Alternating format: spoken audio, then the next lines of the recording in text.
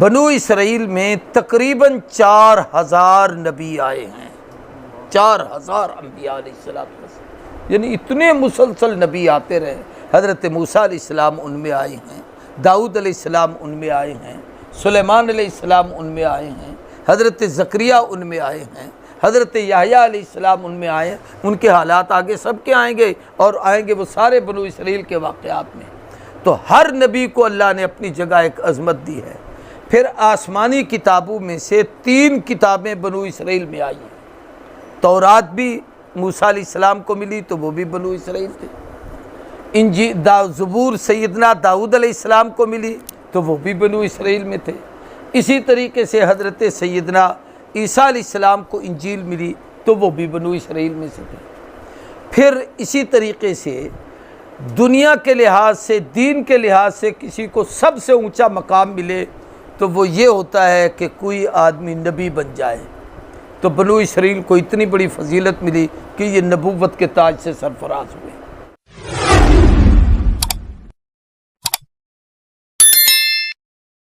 آج کے درس سے یہ یا بنی اسرائیل اذکروا نعمتی التی انعمت علیکم واوفوا بعہدی اوف بعہدکم وایای فارہبون، یہ تقریباً 5-6 رکوع پر آیتوں پر مشتمل ایک چھوٹا سا رکوع ہے۔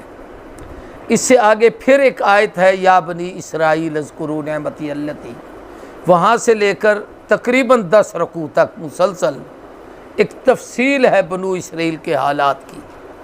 اور پھر 14ویں رکوع میں آخر میں جا کر پھر آتا ہے یا بنی اسرائیل اذکروا نعمتی التی انعمت علیکم۔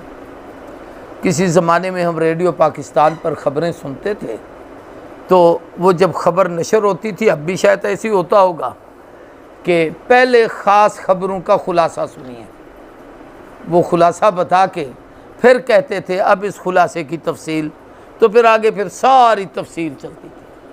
آخر میں جا کر پھر کہتے تھے کہ ایک مرتبہ پھر خلاصہ سنیے، ان میں کوئی خاص بات کہنے کی ہوتی تو وہ کہہ دیتے تھے۔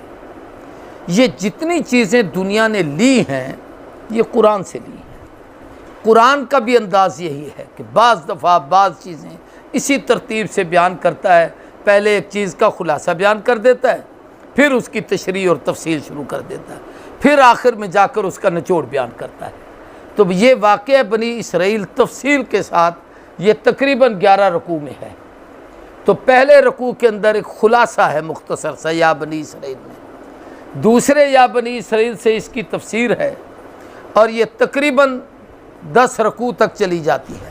پھر آخر میں جا کر اس کا پھر ایک نچوڑ اور خلاصہ ہے۔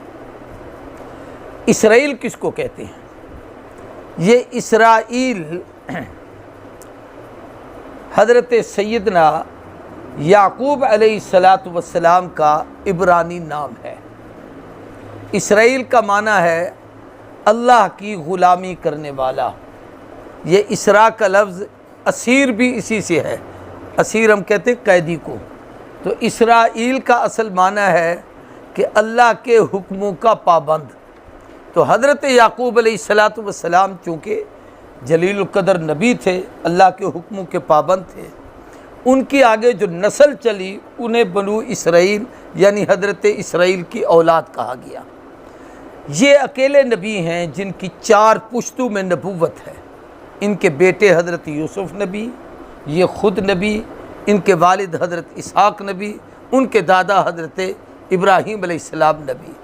اس لیے حضرت یوسف کے متعلق یہ مشہور ہے کہ کریم ابن الکریم ابن الکریم ابن الکریم، خود بھی کریم، باپ بھی کریم، دادا بھی کریم، پردادا بھی کریم، یعنی مہربان، محبت والا، شفقت والا، عزت والا۔ تو 4 پشتوں میں اللہ تبارک و تعالیٰ نے ان کی اس کو چلایا ہے، کیا کہتے ہیں، اپنا نبوت کو۔ حضرت یعقوب علیہ السلام کے 12 بیٹے تھے، ان کی بیٹی کوئی نہیں تھی۔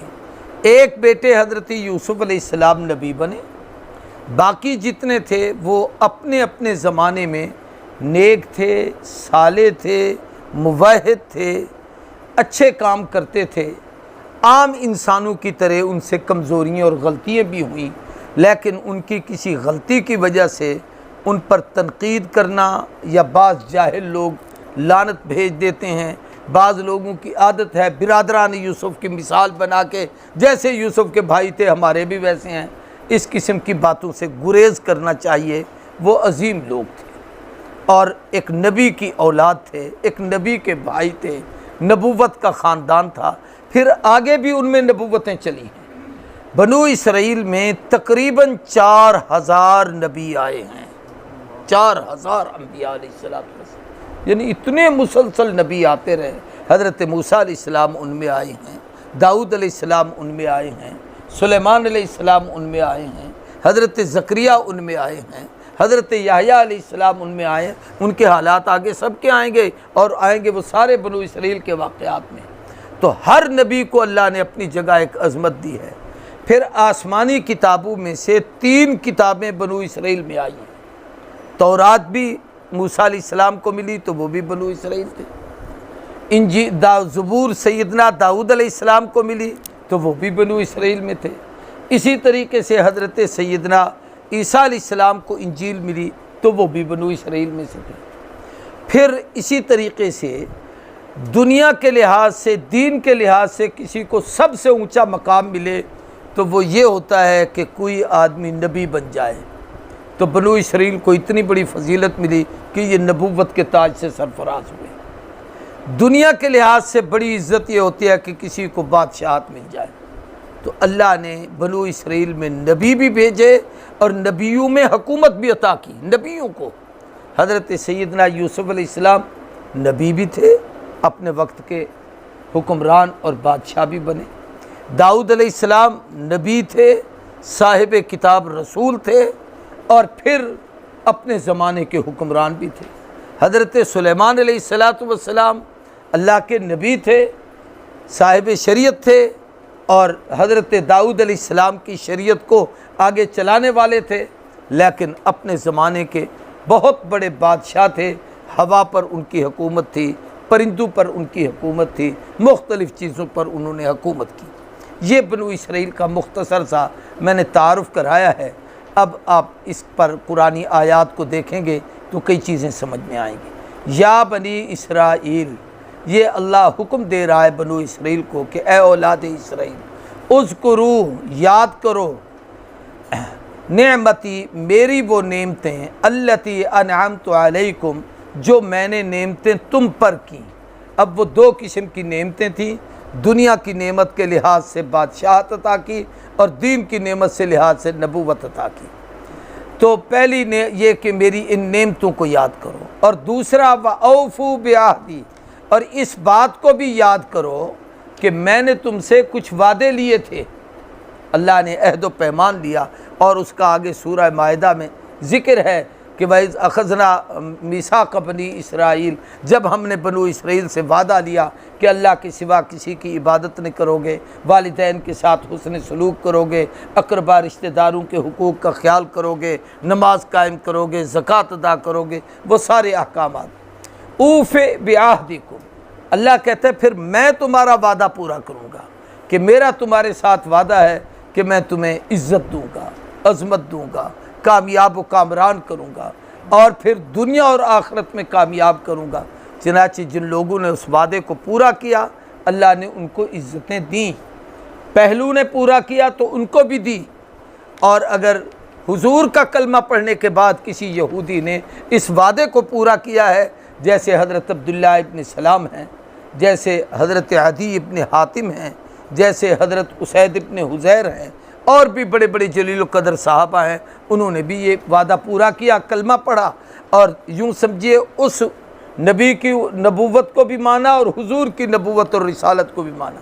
اللہ کہتے ہیں میں اپنا وعدہ تمہارے ساتھ پورا کروں گا، وَإِيَّايَ فَارْهَبُونِ، اور پھر تم صرف مجھ سے ڈرو، یعنی خوف میرا اپنے دل میں رکھو۔